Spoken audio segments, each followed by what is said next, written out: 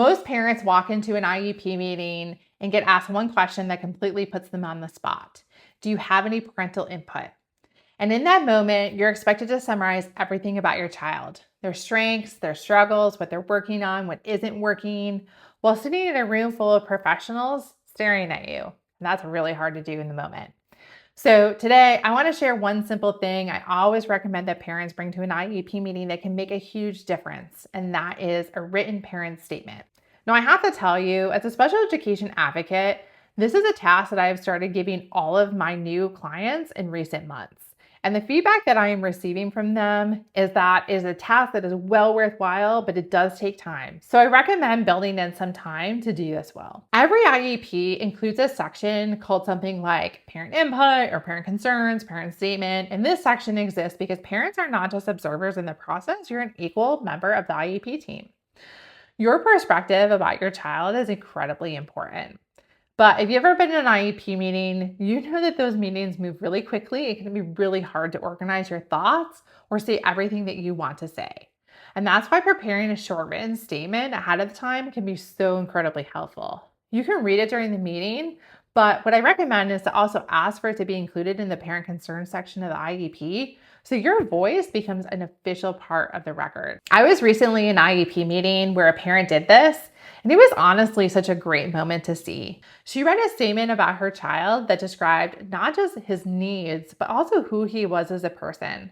She started by sharing that he was bright and curious and a kind child who loved things like going to the movies and building Legos and listening to his favorite music. And it was really nice because the entire school team actually paused and commented on how beautifully it was written and how well it described him. What that did was it shifted the entire tone of the meeting. Instead of immediately focusing on test scores and data, which are important, everyone was reminded that we were talking about a real kid with strengths and interests and potential. Her statement also helped explain how her child experienced school. She explained that he is capable and motivated, but when tasks move too quickly, he can become easily overwhelmed. And when that happens, he shuts down or avoids work, even when he has the ability to do it.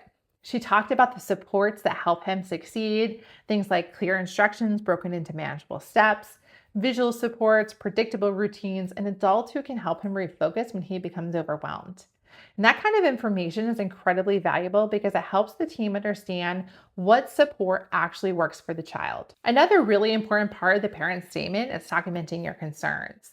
This is where parents can include concerns, anything like lack of academic progress, services or accommodations not being consistently implemented in all areas, communication between home and school, behavior or emotional challenges, or anything else that may be really affecting your child's ability to succeed at school.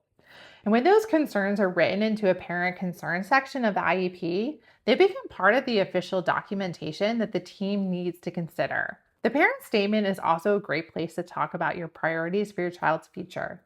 For example, the parent mentioned talked about wanting her child to develop stronger communication skills and self-advocacy skills so that he could become more independent over time.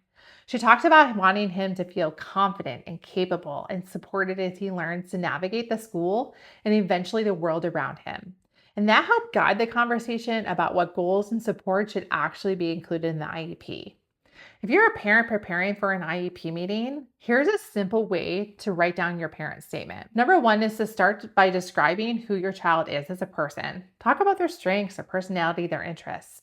Secondly, explain how your child learns and where they struggle. Next, describe skills you want your child to develop, especially skills that will help them become more independent over time.